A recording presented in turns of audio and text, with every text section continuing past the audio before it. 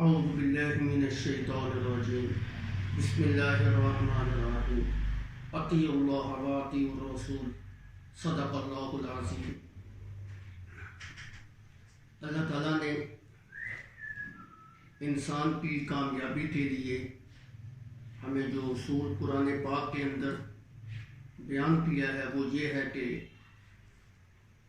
جو انسان اللہ اور اس کے رسول کی اطاعت کرتا ہے کامیابی اسی کا مقدر ہوگی۔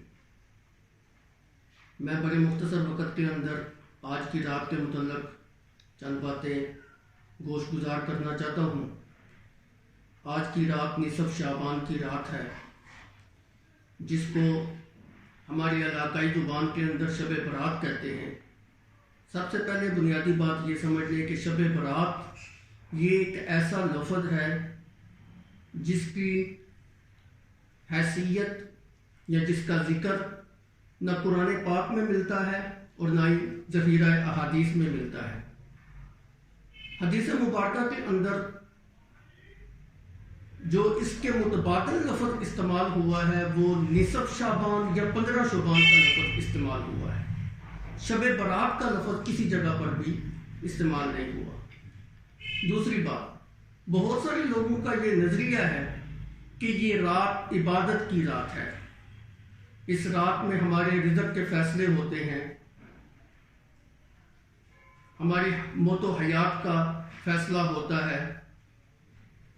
تو یہ میں عرض کرنا چاہوں گا کہ حدیث مبارکہ کے اندر آتا ہے کہ ابھی بچہ ماں کے پیٹ کے اندر ہی ہوتا ہے، اللہ رب العزت اس کی 4 چیزوں کے متعلق فرشتوں سے لکھوا دیتے ہیں۔ نمبر 1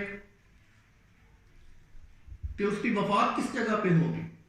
نمبر 2 اس نے کتنا رزق کھانا ہے۔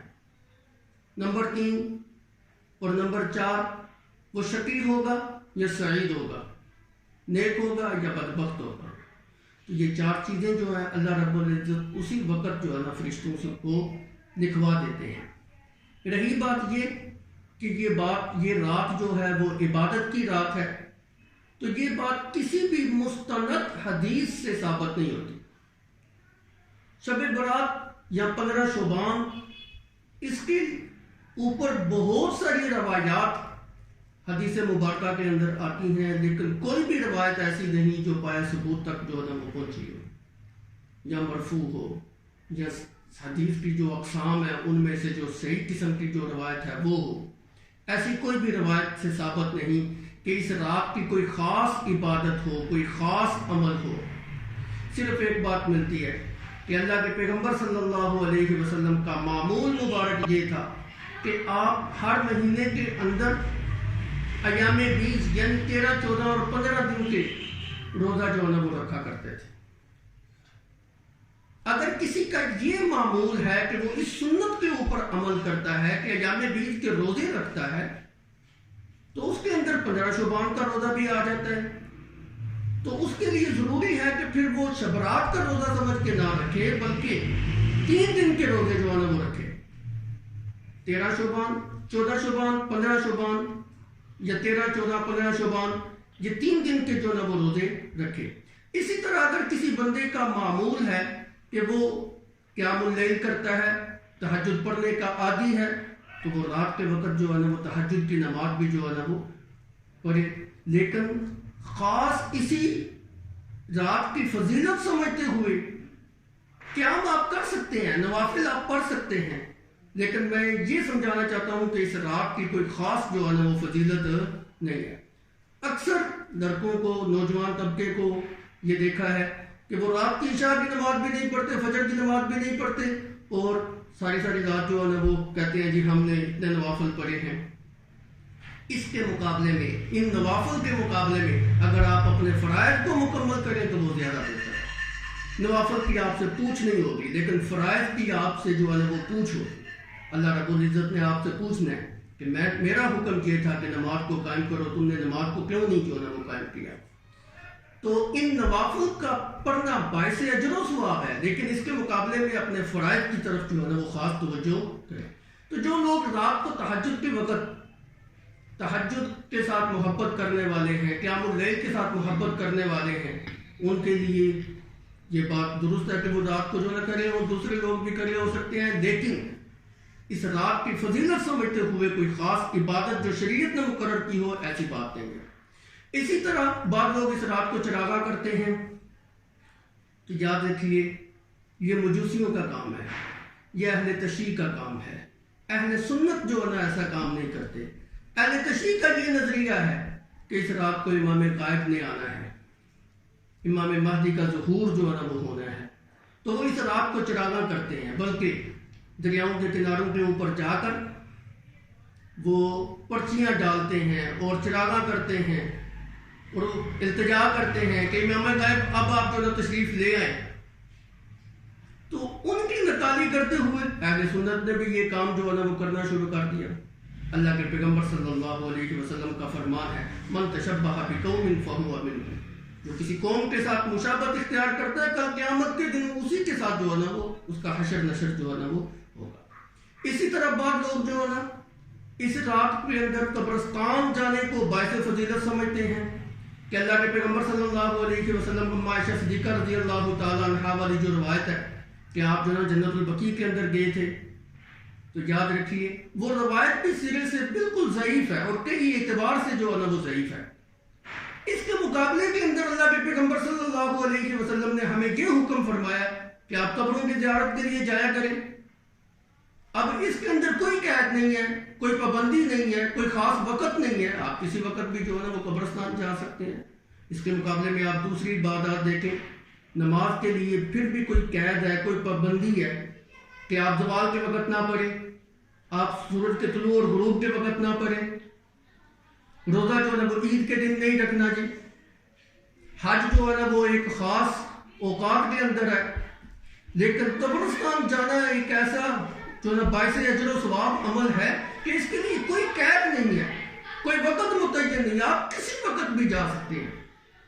تو صرف آپ اس دن کو خاص سمجھتے ہوئے، فضیلت والا سمجھتے ہوئے قبرستان کے اندر جو ہے نا وہ جانا، یہ بھی جو ہے نا وہ درست نہیں۔ جا سکتے ہیں لیکن اس دن کی فضیلت کے مد نظر رکھتے ہوئے ایسا نہیں کرنا چاہیے۔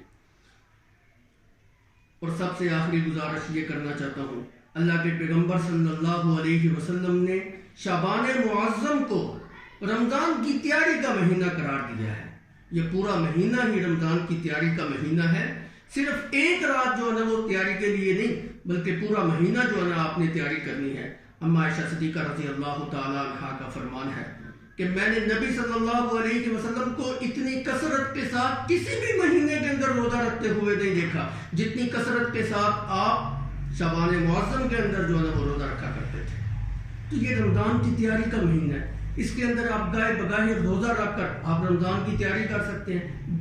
پہلے سے معمول سے ہٹ کر زیادہ تلاوت کریں، معمول سے ہٹ کر صدقہ خیرات زیادہ کریں، معمول سے ہٹ کر نوافل جو ہے نا وہ زیادہ پڑھیں، اور ذہن کے اندر یہ رکھیں کہ میں رمضان کی تیاری جو ہے نا وہ کر رہا ہوں۔ لیکن اس کے اندر بھی یہ خیال رکھنا چاہیے اتنے بھی زیادہ روزے نہ رکھیں کہ آپ کے جسم کے اندر کمزوری واقع ہو جائے اور رمضان کے روزے رکھنے کی طاقت ہی نہ ہو۔ اسی لیے اللہ کے پیغمبر صلی اللہ علیہ وسلم نے رمضان کی جو بالکل آخری تاریخیں ہیں 28، 29، 30 وغیرہ، ان تاریخوں کے اندر روزہ رکھنے سے منع فرمایا۔ یہ بھی ایک تیاری کا جو ہے نا وہ طریقہ کار بتلایا گیا کہ آخری 2-3 دن جو ہے نا وہ روزہ رکھنا چھوڑ دو تاکہ تم جو ہے نا رمضان کے لیے پھر تمہاری جسم کے اندر جو ہے نا وہ طاقت آ سکے۔ باقی اس کے علاوہ جتنی بھی چیزیں ہیں وہ تو ساری کی ساری خرافات میں آتی ہیں، ان کا تو شریعت کے ساتھ دور سے بھی کوئی تعلق نہیں۔ مثلا رات کو پٹاخے چلانا، شرلیاں چلانا، آتش بازی کرنا وغیرہ وغیرہ، ان کا شریعت کے ساتھ بالکل کوئی تعلق نہیں ہے، یہ فضول خرچی کے زمرے میں آتا ہے۔ اور قرآن کہتا ہے ان المبذرین قالوا اخوان الشیاطین، فضول خرچی کرنے والے جو ہے وہ شیاطین کے بھائی۔ اس کے علاوہ بھی اور بہت ساری رسمیں بنائی ہوئی ہیں، حلوہ بنا کے تقسیم کرنا، میٹھا پکا کے تقسیم کرنا، یا بعض لوگوں کا معاذ اللہ یہ نظریہ کہ روحیں آ جاتی ہیں اور اتنی دیر تک جاتی نہیں جتنی دیر تک میٹھا پکا کے تقسیم نہ کیا جائے۔ یہ ساری جہالت کی باتیں ہیں، کوئی روح شو نہیں آتی۔ جو اللہ رب العزت نے 2 مقام جو ہے نا بیان کیے قرآن پاک کے اندر، ان الابرار لفی نعیم و ان الفجار لفی جحیم، جو ان مقامات میں چلا گیا واپس نہیں آ سکتا۔ روح کوئی نہیں آتی. جو ایک دفعہ اس دنیا سے چلا گیا کبھی بھی اس کی روح لوٹ کے جو ہے نا وہ نہیں آتی. ثم انکم بعد ذلک لمیتون ثم انکم یوم القیامت تبعثون. وہ قیامت کا منظر ہوگا جس میں روحیں بدن کے اندر دوبارہ جو ہے نا وہ لٹائی جائیں گی، پھر انہیں جسموں کو جو ہے نا قبروں سے اٹھایا جائے گا. اس سے پہلے روح قطعاً جو ہے نا وہ کہیں بھی نہیں آتی. تو یہ ساری جہالت کی باتیں ہیں اور قرآن سے دوری کی باتیں ہیں. تو اللہ رب العزت سے دعا ہے کہ وہ ہمیں سنت کی پیروی کرنے کی توفیق عطا فرمائے. وآخر دعوانا الحمدللہ.